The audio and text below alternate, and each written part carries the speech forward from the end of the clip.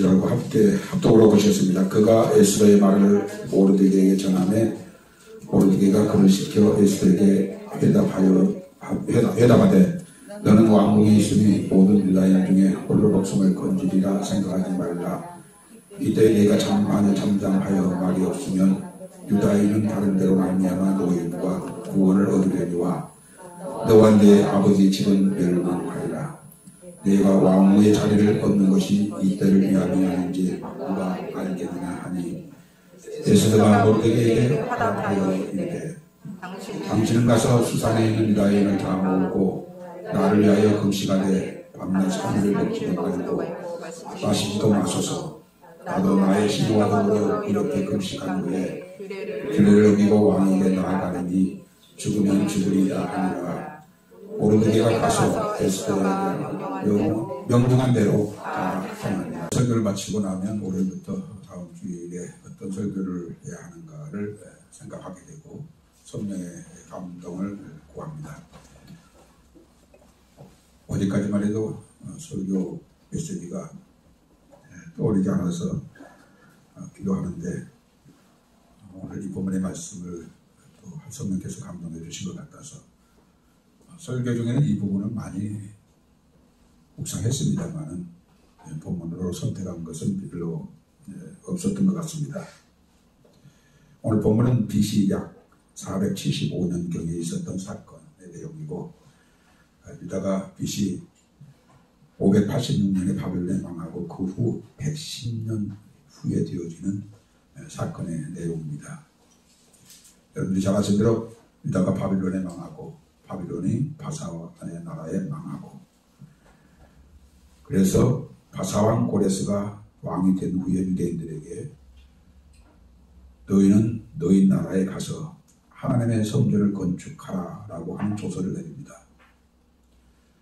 그 조서를 받고 유다 백성들 가운데 많은 사람들, 특별히 경건한 사람들, 하나님의 성전을 오매불망 사모했던 자들이 그 먼 길을 걸어서 이 땅에 와서 황폐해진 그 예루살렘 성벽을 쌓고 그리고 성전을 건축하는 했는데 남은 자들이 있었단 말이에요. 예루살렘으로 돌아가야 할 사람들이 돌아가지 않고 바사 왕국에 머물러 있던 사람들. 고레스의 칙령이 떨어진 지 막 30년 되던 때에 오늘 사건이 전개되어집니다. 이 사건의 발단은 모르드게라고 하는 사람이 개인적인 사람 때문에 큰 일이 일어나게 되어집니다.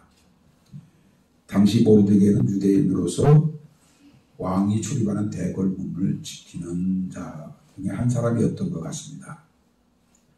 그 대문을 왕만 출입하는 게 아니고 왕의 다음 자리인 하만이라고 하는 사람이 그 대궐문을 출입하는데 다른 사람들은 그 하만이 지나갈 때마다 엎드려 절을 하는데 모르드게만큼은 엎드리지 않고 절을 하지도 않고 보다 못한 동료들이 왜 당신은 절하지 않고 엎드리지 않습니까? 나는 유다인이다.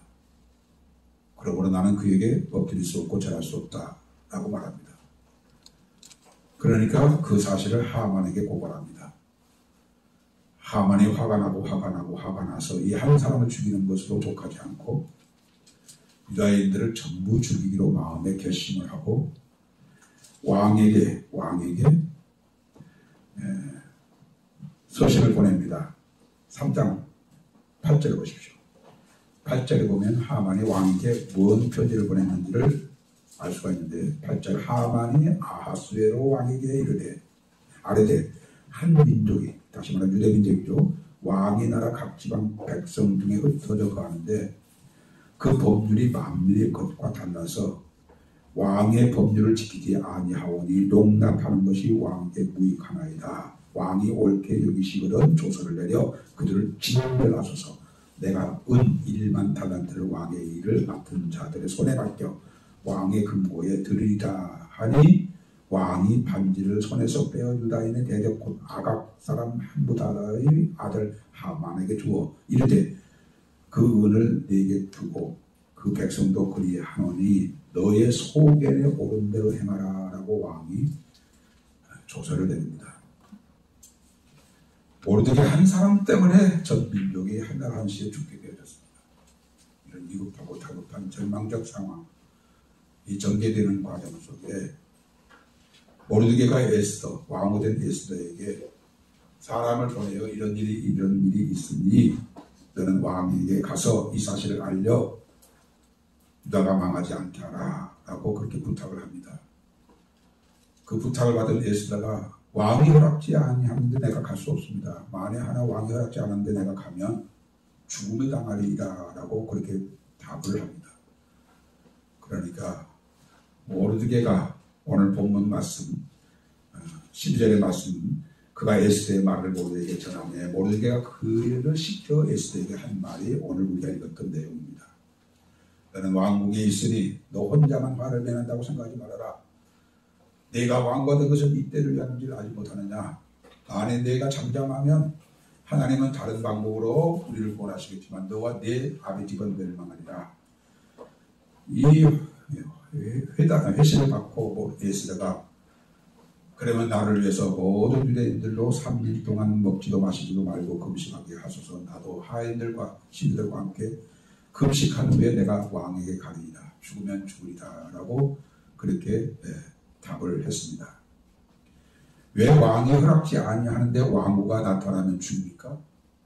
그때 당시는 여러 나라를 전멸하고 그리고 제국을 크게 건축하기 때문에 왕에게는 원수가 많습니다. 그래서 왕후라 할지라도 왕이 허락이 없이 오면 자객으로 인정을 하고 죽이는 거예요.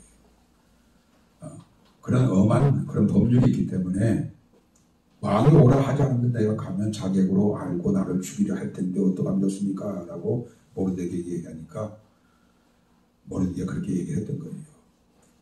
그러니까 여러분들이 잘 아신 대로 내가 죽으면 죽겠습니다. 왕에게 가겠습니다. 하고 모르드게에게 답신을 합니다. 역사적 배경을 모르는 사람들은 누가 형제이고 누가 원수인지를 모릅니다. 왜 모르드게는 하만에게 절하지 않았습니까? 엎드리지 않았습니까? 하만은 창세기에 나온 에서의 후손으로서 이스라엘 백성들이 애굽에서 나와서 광야를 지나 행진을 할 때에 이 아말렉 사람들이 그 진로를 방해했어요. 진로를 방해해서 많은 어려움을 당했습니다. 그리고 결국 가나안 땅에 들어갔습니다. 그리고 사사시대가 지나가는 과정에 하나님이 사울을 이스라엘의 초대 왕으로 세우고 하나님이 사무엘을 통해서 사울 왕에게 첫 번째 명령을 합니다. 이스라엘 백성들이 애굽에서 나와서 광야를 진행하는데 아말렉 사람이 너희 진로를 방해하였다. 그러므로 사울 왕 너는 첫 번째 이 임무 아말렉을 쳐서 멸하되 왕으로부터 어린 나이에 이르기까지 그리고 짐승까지 다 쳐서 멸하라. 사무엘이 하나님의 명령으로 사울에게 그렇게 명령을 합니다.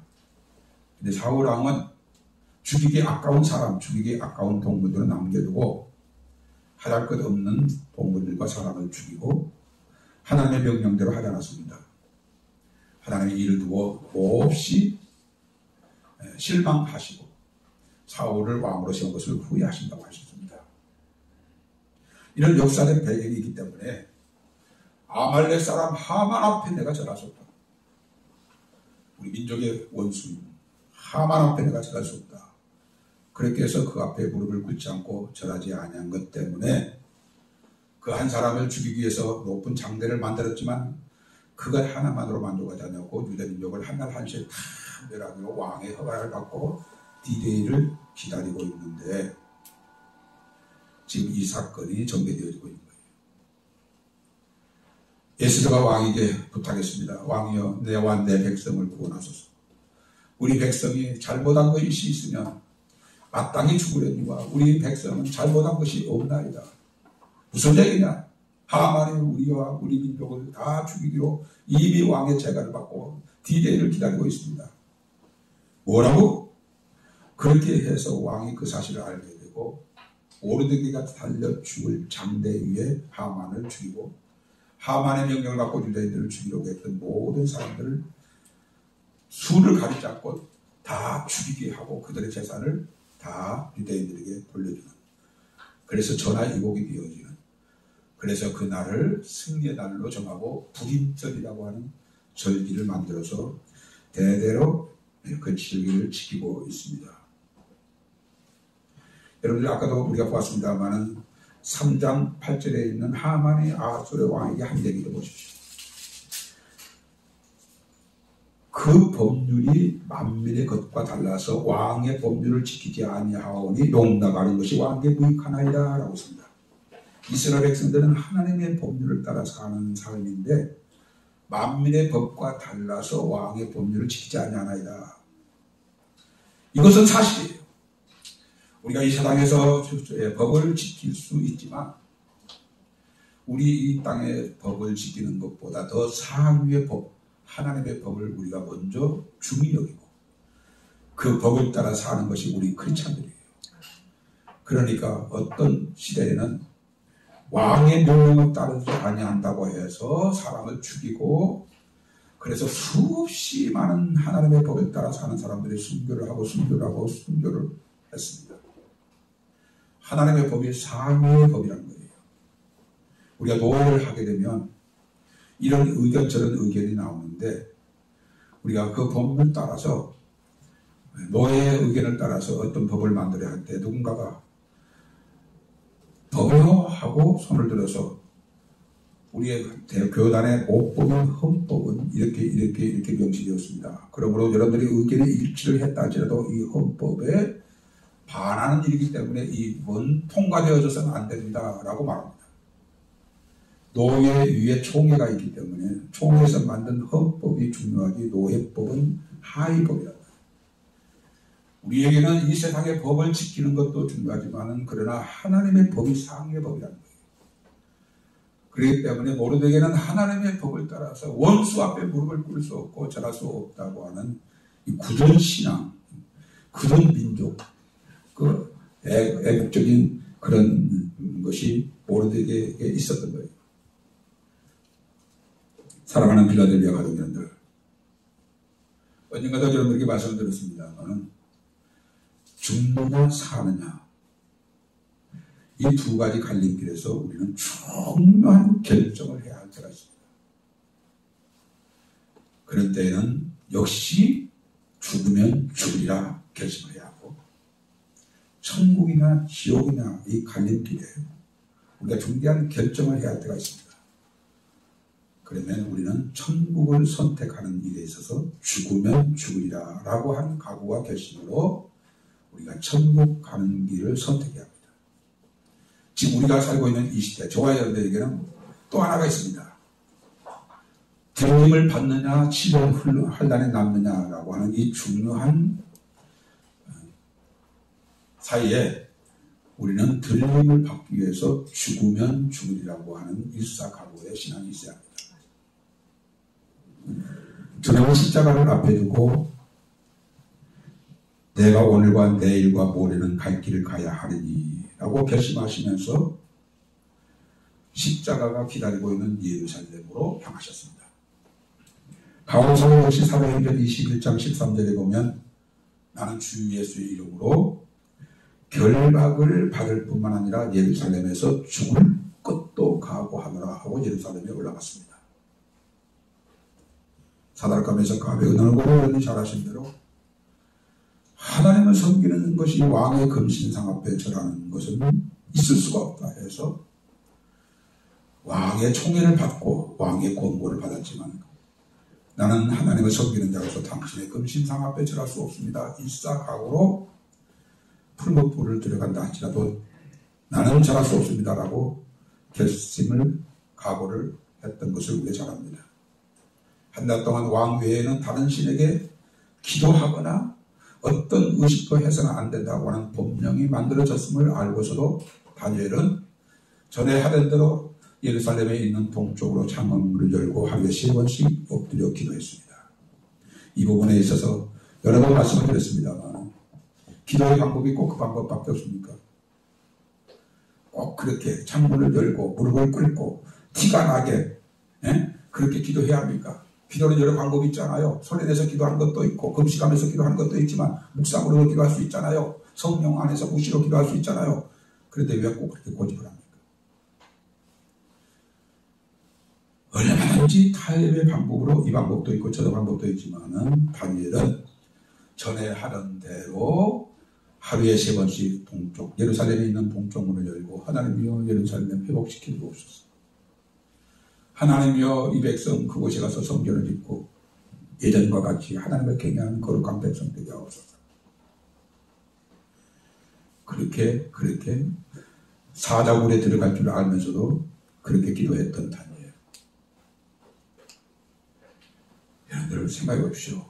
다른 거 하지 말라고 하는 것이 아니고 금신상을 만들어 놓고 절하라 하는 것도 아니 기도하지 말라고 했다면 기도는 그런 방법도 있고 저런 방법도 있으니까 차선의 방법으로 기도하고 그 길을 모면하면 되는데 그리고 정이래도 저래도 안 되면 한 달 동안 기도를 쉬어도 되는데 왜 다니엘은 그렇게 왜 고수가 됩니까? 왜 하나밖에 모르는 그런 사람입니까? 기도의 중요성이 얼마나 중요한지를 다니엘은 알았던 거예요. 그 기도에 있어서 방법에 있어서 타협하지 않는 것이 다니엘의 신앙이었습니다. 사무엘은 이스라엘 백성들을 위해서 내가 백성을 위해서 기도하는 기도에 쉬는 죄를 범하지 않겠다고 하면서 늘 백성을 위해서 기도했던 사무엘을 우리가 알 수 있습니다. 오늘날 저와 여러분들에게 이런 각오를 가지고 우리가 하루하루 주님을 사랑하고 주의 말씀을 따라 사는 삶을 살아야 돼요. 어떤 각오? 죽으면 죽으리라. 그 각오 말입니다. 반복해서 1000번을 넘고 10,000번을 넘게 말한다 할지라도 모자랄 만큼 또 반복해서 말씀을 드리는 것 가운데 하나가 지금 세상 끝이 다 되어져 가고 있습니다. 공부하는 학생에게 이 말이 어떻게 들려질지 모르겠습니다. 그리고 미래에 큰 꿈을 꾸고 막 사업을 시작하려고 하는 사람에게 그리고 미래에 어떤 찬란한 계획을 가지고 있는 이들에게 이 말씀이 어떻게 들려질지는 모르겠습니다. 그러나 학생들은 이 사실을 알고 오직 주님을 사랑하는 것과 말씀을 대로 사는 것을 첫 번째로 여기고 공부하십시오. 사업하는 사람도 마찬가지, 직장을 출입하는 사람도 마찬가지입니다. 예수님께서 마지막 때에 대해서 말씀하실 때 여러 가지로 말씀하신 가운데 이런 말씀하셨습니다. 누가복음 21장 24절에 보게 되면 저희가 칼날에 죽임을 당하여 모든 이방에 사로잡혀 가겠고 예루살렘은 이방인의 때가 차기까지 이방인들에게 밟히리라. 여러 번 말씀드렸죠.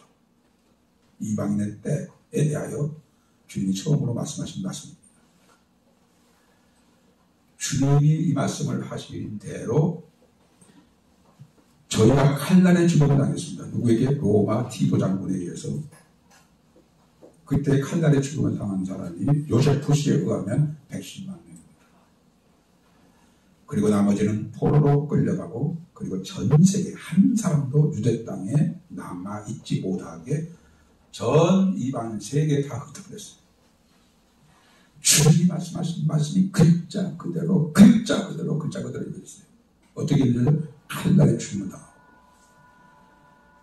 그리고 모든 이방에 사로잡혀 가겠고 어느 한 나라에 사로잡힌 것이 아니라 모든 이방에 사로잡혀 가겠고 이것이 예수님이 죽으시고 40년이 지난 후에 되어진 사건입니다. 그리고 1948년에 5월 14일에 모든 이방에 흩어졌던 유대인들이 돌아와서 지금의 이스라엘 군사강국 경제강국이 지금 이스라엘입니다.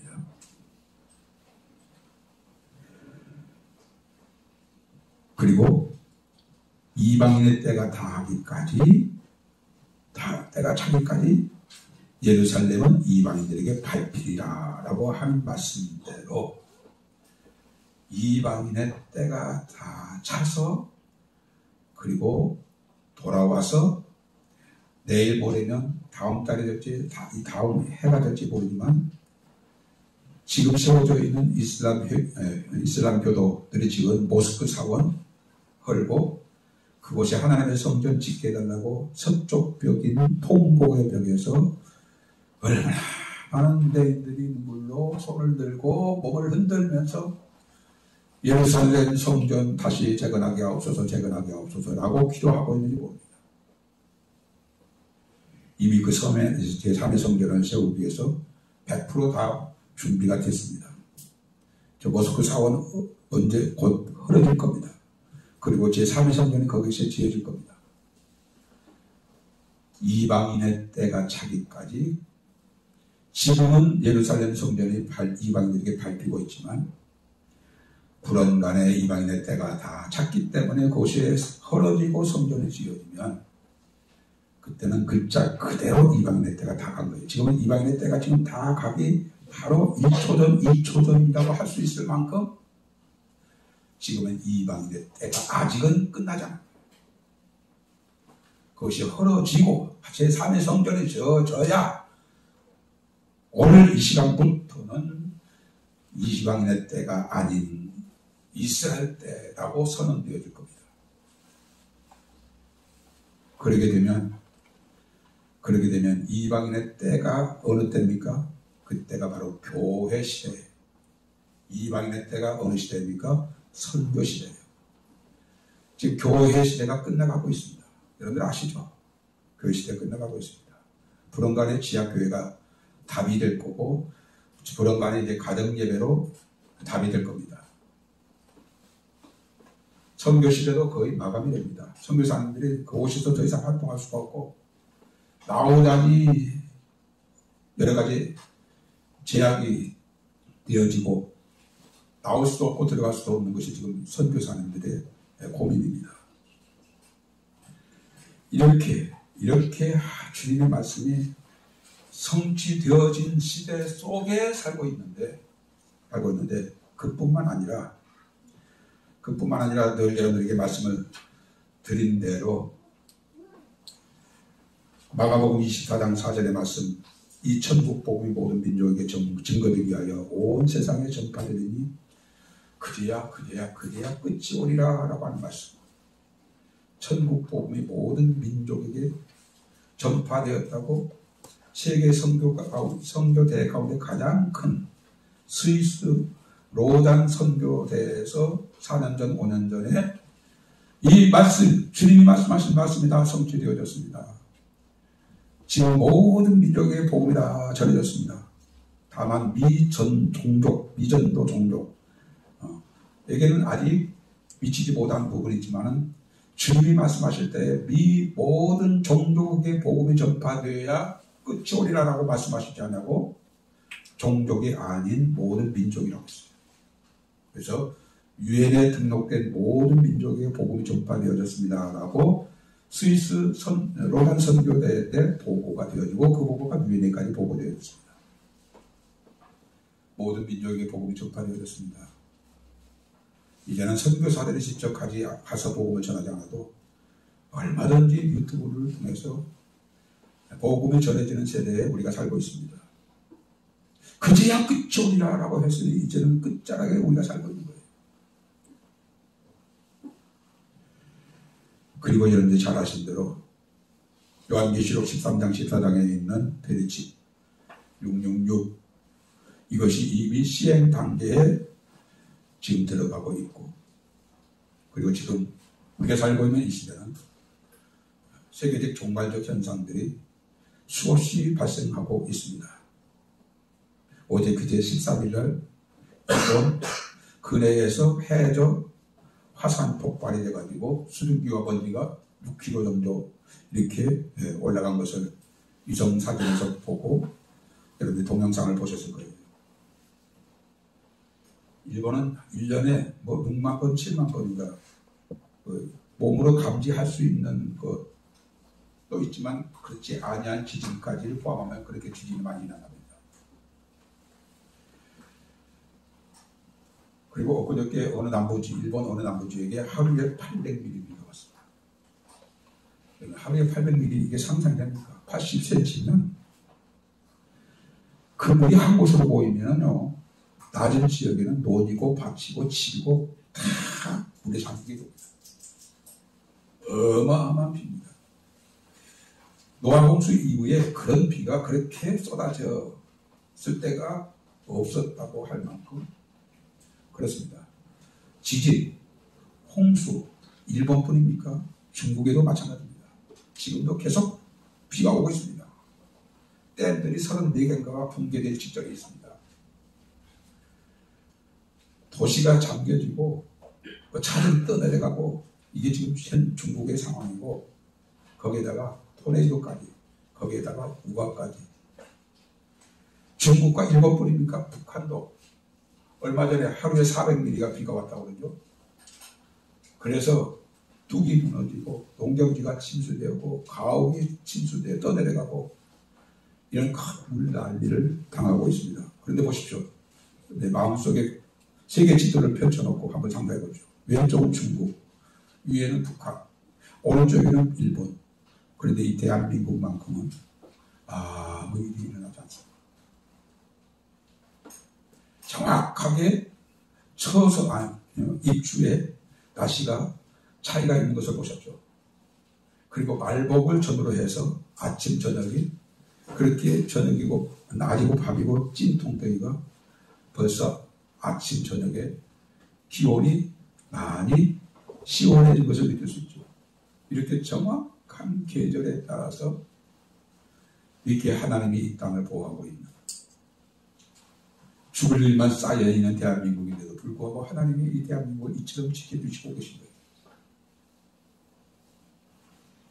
그렇다면 중국과 북한과 일본뿐입니까? 아닙니다. 저 미국 지금 캘리포니아주에는 어마어마한 불이 일어나가지고 소방수들이 어떻게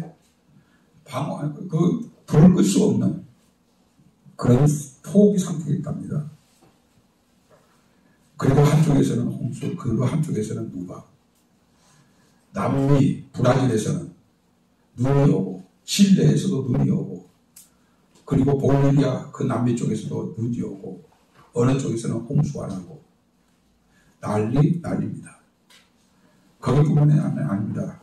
저 러시아 시베리아를 비롯해서 러시아가 불이 그렇게 거세게 많이 번져서 어떻게 할 수 없는 그런 상황까지 있고 러시아 수도 모스크바에는 홍수와 그리고 우박과 그리고 토네이도가 막 도시를 휩쓸고 있습니다. 러시아뿐입니까?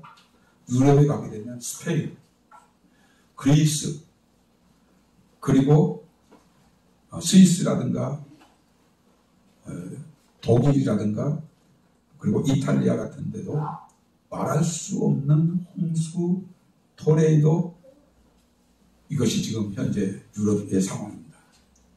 멀리 내려가서 인도 그리고 남쪽의 동남아 지역에도 그런 자연재해가 이루 말할 수 없고 인도에서 발생한 변종 바이러스 85%의 치사율을 가지고 있는 변종 바이러스가 인도에서 발생했는데 그것이 이제 전 세계 팬데믹이 되어지게 되면 이 코로나 바이러스는 아무것도 아니에요. 여러분들이 잘 아시는 대로 이 코로나 바이러스는 나라마다 조금씩 다를 수 있겠습니다만 평균치로 따진다면 1000명 가운데 1명 치사율이 있습니다. 그러니까 0.1%의 치사율을 가지고 있는 거죠. 그런데 인도에서 발생한 변종 바이러스는 치사율이 85%인 거예요. 그것이 코로나처럼 번진다고 하면은 과연 살아남을 사람들이 몇 명일까라는 생각을 하게 됩니다. 우리나라도 지금 하루에 2,000명이 넘고 3,000명이 가까우니까 셧다운을 해야 하는가, 통제를 해야 하는가, 집에만 있고 절대 자동차를 타고 밖에 나가지도 못하고 다니지도 못하게 하는 셧다운을 지금 카드를 반짝거리고 있는 상황이 그 상황입니다. 그렇다면, 그렇게 된다면 우리는 이렇게 모여서 예배도 드릴 수 없는 거예요. 지금 제가 엉뚱한 얘기를 하고 있습니까? 없는 일을 꿈에서 만들고 있습니까? 침소공대 적은 것을 크게 부풀려서 얘기하고 있는 겁니까? 아니에요. 너무너무 많은데 다 얘기하셔서 이 정도밖에 얘기를 못하고 있는 상황이에요. 그렇다면 어떻게 해야 합니까? 이렇게 되어져가는 모든 과정은 주인의 연한 연의 말씀이 성취되어지는데 나는 아직도 주님께서 말씀하신 말씀대로 재난의 시작이라고는 보지 않습니다. 이럼에도 불구하고 재난의 시작이라고 말할 수 없습니다. 왜냐하면 주님께서 분명히 말씀하시기를 민족이 민족을 나라가 나라를 대적하여 일어나겠고 처처에는 기근과 지진이 있으니 그제야 재난의 시작이라 라고 했습니다. 재난의 시작이 어떻게 된다고요? 민족이 민족을 나라가 나라를 대적하는. 그러나 지금은 민족이 민족을 나라가 나라를 대적하여 일어나는 상황은 아니잖아요. 그리고 처처의 기근과 지진이 있으라고 했는데 그 말씀 그대로 처처의 지진과 기근이 지금 일어나는 상황은 아니잖아요. 그러나 막 이 상황으로 지금 진행되어지고 있는. 그래서 내일이 될지 한 달 후가 될지 1년 후가 될지 모르지만은 주님이 말씀하신 대로 재난의 시작이 되어져서 민족이 민족을 나라가 나라를 대적하여 일어나는 상황이 곧 눈앞에 이르는 거예요. 그때는 기근과 지진이 빈번하게 될 것이고 굶어 죽을 사람이 때를 이루어서 어디다가 묻을지를 알 수 없을 만큼 많은 사람들이 그렇게 고난당할 겁니다. 그날이 이르기 전에, 그런 날이 오기 전에 우리가 어떻게 해야 한다고요?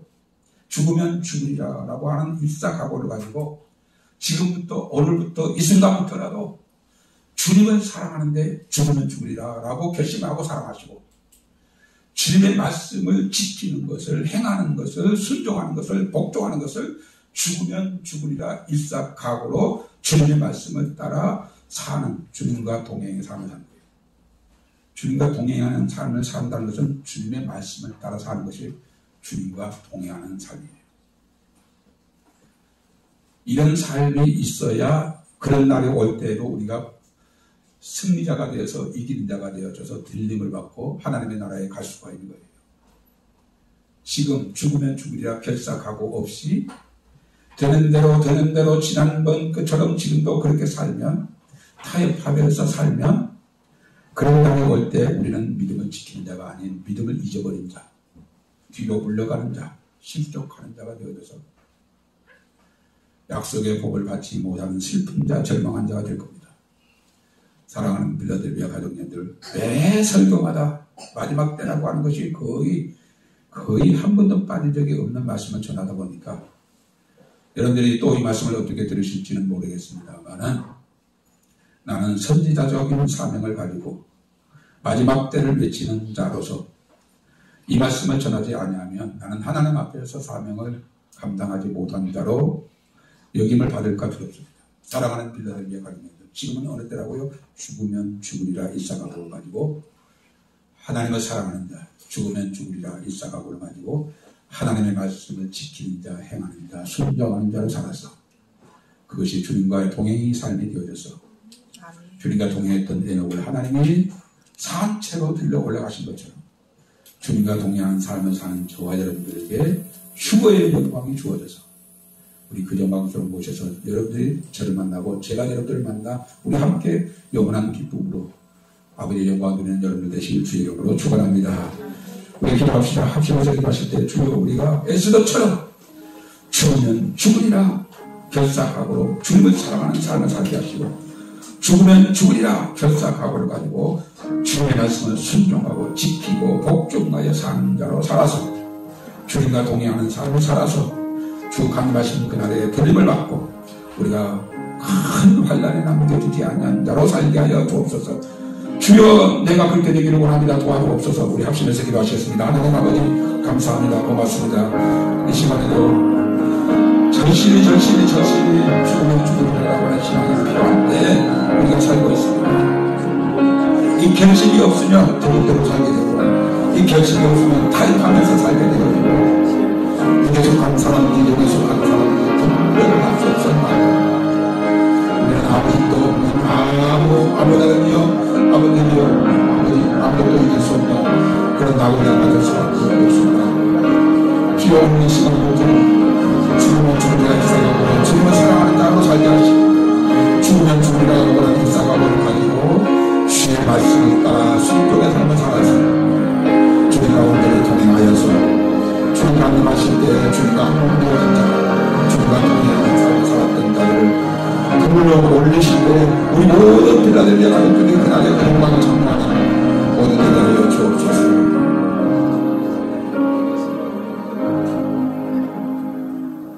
에스더 한 사람이 죽으면 죽으리라 일사각오를 가졌더니 그와 그 모든 민족이 죽음에서 사는 놀라운 기적이 일어날 수 있었던 것처럼 오늘 이 시대에 우리가 에스더와 같이 죽으면 죽으리라 일사각오의 신앙을 가지고 주님을 사랑하는 사랑의 삶을 살고 주의 말씀을 순종하고 지키고 행하는 자로 살아서 온전히 주님과 동행하여 주님과 한몸 되어져서 주님이 강림하신 그날에 그들을 불러 오리실 때 우리 모두가 다 들림을 받는 놀라운 은혜와 놀라운 복이 우리 필라델비아 가족들에게 있게 하여 주옵소서. 아멘. 주 앞에 올 때 귀한 예물을 구별하여 11조를 드리고 감사의 예물을 드리고 선교를 위해서 구제를 위해서 주일원금으로 정성껏 드린 손길에 은혜와 복으로 은혜로 함께 하셔서 주님이 약속하신 약속의 손으로 받으신 가운데 하늘에서 그 상급이 영원하게 하시고 이 땅에서도 더 많은 것으로 주를 위해서 살 수 있는 부유함과 풍성함으로 하나님께서 복내려 주시옵소서. 지금 우리의 영원한 길이여 진리여 생명이 되신 우리 구주 예수 그리스도의 은혜와 하나님 아버지의 만극하신 사랑하심과 성령님의 감동 감화내려 충만 교통 역사하시니 에스더와 같이 이 시대에 우리가 죽으면 죽으리라 일사각오로 남은 생애만큼은 하나님을 사랑하고 주의 말씀을 지켜 행하기를 굳게 결심하고 다짐하는 이 시간 우리 필라델비아 가족들 위해 이제부터 영원토록 함께할지어다. 아멘.